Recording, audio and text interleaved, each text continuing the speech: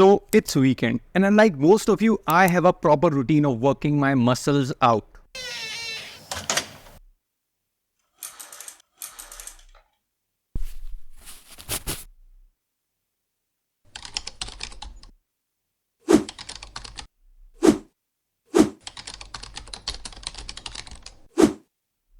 But this weekend, I decided to take it one step further by making a game in 24 hours. So the first step is to create a Unity project and giving it a name. I want to make a survival game.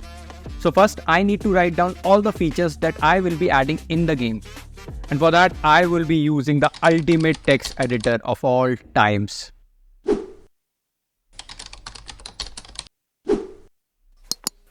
So these are the features that I am planning to add. The first thing is to add the main attraction of the game, cube. Now we need to make this cube move.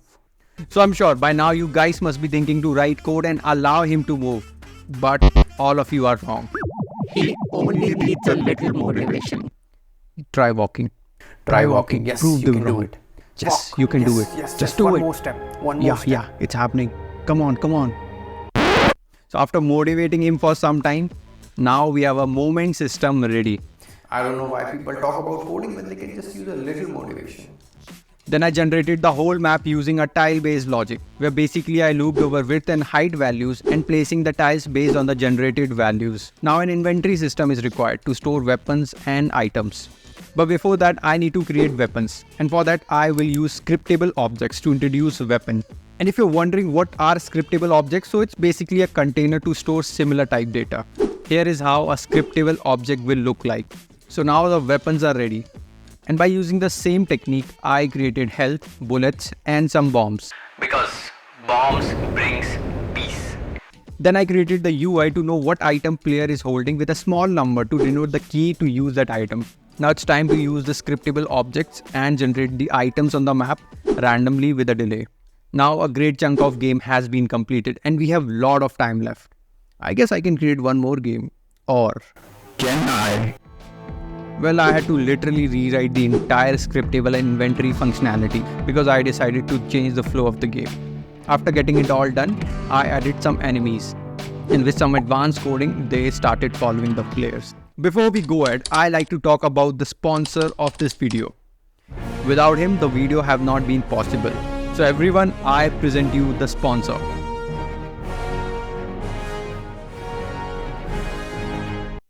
After adding enemies, I taught them to shoot with this piece of code. And then to limit their destructive power of shooting, I added a timer before each shot.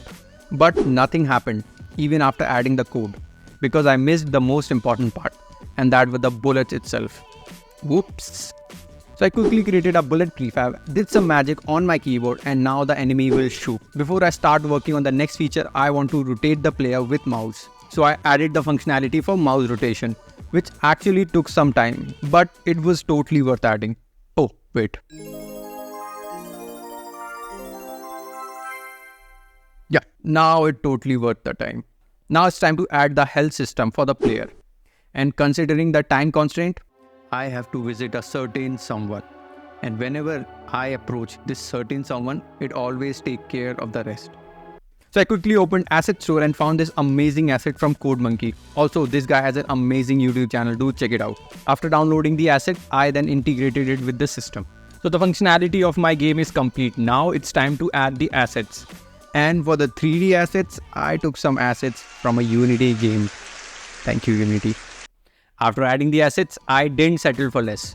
So I added more assets for the pickup items. Currently, I'm only keeping few variation of weapons and items. Not because I don't have time to add them, but simply because I'm lazy.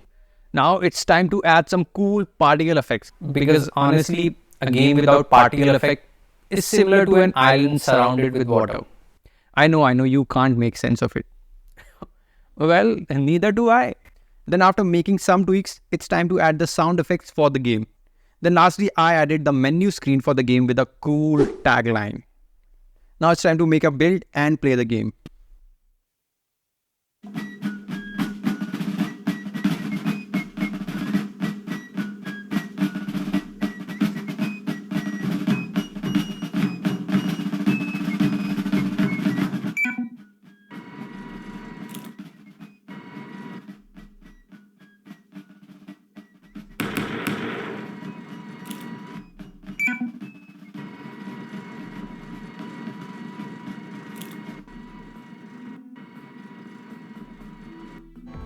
Some time is still left. I think I can create one more game. Or Can I? well, I had to use the rest of the time to fix some unexpected bugs. But maybe next time I could create a game in few hours. Till then, see you soon.